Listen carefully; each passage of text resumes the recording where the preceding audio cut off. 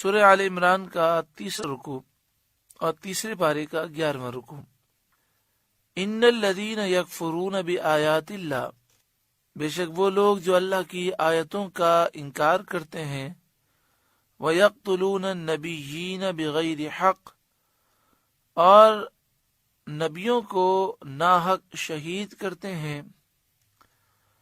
وَيَقْتُلُونَ الَّذِينَ يَأْمُرُونَ بِالْقِسْطِ مِنَ النَّاسِ، اور انصاف کا حکم دینے والوں کو قتل کرتے ہیں، فَبَشِّرْهُمْ، تو اے محبوب آپ خوشخبری سنائیے انہیں بعذاب علیم، دردناک عذاب کی۔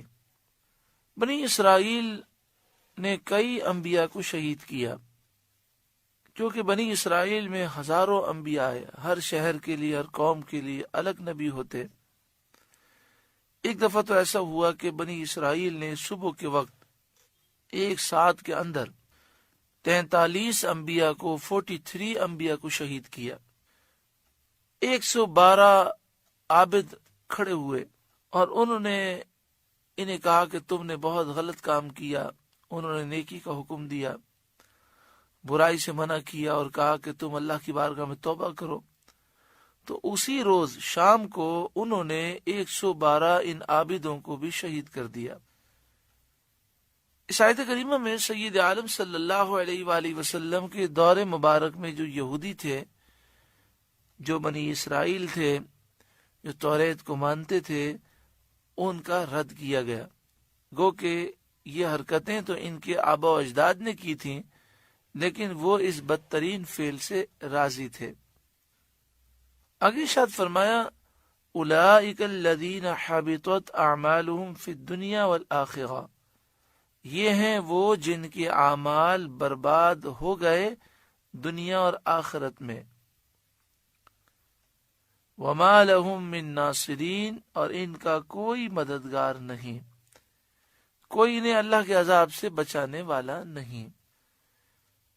الم تر الی الذین اوتوا نصیبا من الکتاب، کیا تم نے انہیں نہ دیکھا جنہیں کتاب کا ایک حصہ ملا؟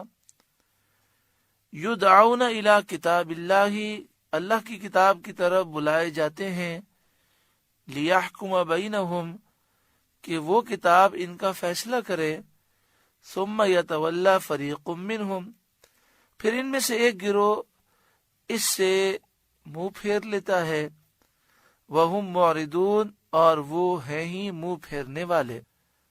اس آیت کریمہ میں یہ بیان کیا گیا کہ اہل کتاب کو کتاب کا ایک حصہ ملا۔ ایک حصہ ملا، اس سے مراد یہ ہے کہ پوری توریت پر یہ لوگ ایمان نہیں لائے۔ توریت میں جن آیتوں میں نبی اکرم صلی اللہ علیہ وآلہ وسلم کی شان و عظمت کا ذکر تھا، اور قرآن مجید فرقان حمید کا ذکر تھا، انہوں نے ان آیتوں کو چھوڑ دیا، نہ قرآن پر ایمان لائے، نہ نبی اکرم صلی اللہ علیہ وآلہ وسلم پر ایمان لائے، تو پوری توریت پر وہ ایمان نہیں لائے۔ اس لیے فرمایا کہ کتاب کا ایک حصہ جنہیں دیا گیا، انہیں بلایا جاتا ہے کہ آؤ توریت کی طرف آ جاؤ، تمہارے اختلافات جو ہیں اس کو توریت سے حل کیا جاتا ہے، تو بھی وہ توریت کی طرف نہیں آتے۔ اس آیت کریمہ کا شان نزول یہ ہے کہ حضرت عبداللہ بن عباس رضی اللہ تعالی عنہما فرماتے ہیں، ایک مرتبہ سید عالم صلی اللہ علیہ وآلہ وسلم یہودیوں کے مرکز گئے، اس کا نام تھا بیت المدراس۔ آپ وہاں تشریف لے گئے اور یہودیوں کے مرکز جا کر یہودیوں کو اسلام کی دعوت دی۔ تو یہودیوں میں سے دو شخص، نعیم بن عمرو اور حارث بن زید نے کہا، اے محمد صلی اللہ علیہ وآلہ وسلم، آپ کس دین پر ہیں؟ آپ صلی اللہ علیہ وآلہ وسلم نے فرمایا، ملت ابراہیمی پر۔ وہ کہنے لگے، حضرت ابراہیم علیہ السلام تو یہودی تھے۔ سید عالم صلی اللہ علیہ وآلہ وسلم نے فرمایا، توریت لاؤ، ابھی ہمارے تمہارے درمیان فیصلہ ہو جائے گا۔ اس پر وہ نہ جمے اور منکر ہو گئے اور توریت لا کر فیصلہ کرنے پر بھی راضی نہ ہوئے، اس پر یہ آیت کریمہ نازل ہوئی۔ حضرت عبداللہ بن عباس سے ایک اور روایت ہے کہ خیبر کے یہودیوں میں سے ایک مرد نے ایک عورت کے ساتھ زنا کیا تھا، اور توریت میں ایسے گناہ کی سزا پتھر مار مار کر ہلاک کر دینا ہے، لیکن چونکہ یہ لوگ یہودیوں میں اونچے خاندان کے تھے، اس لیے انہوں نے ان کا سنسار کرنا گوارا نہ کیا، اور اس معاملے کو نبی اکرم صلی اللہ علیہ وآلہ وسلم کی خدمت میں لائے، اور ان کا خیال یہ تھا کہ نبی اکرم صلی اللہ علیہ وآلہ وسلم توریت کے حکم کی مخالفت کریں گے، چونکہ توریت میں سنسار کرنے کا حکم ہے تو آپ اس کے برعکس حکم دیں گے اور سنسار کرنے کا حکم نہ دیں گے۔ مگر نبی اکرم صلی اللہ علیہ وآلہ وسلم نے ان دونوں کے سنسار کرنے کا حکم دیا کہ پتھر مار مار کے ان کو ہلاک کر دیا جائے، کیونکہ نبی اکرم صلی اللہ علیہ وآلہ وسلم کی شریعت میں بھی یہی حکم ہے کہ جب شادی شدہ افراد یہ کام کریں تو ان کی یہی سزا ہے۔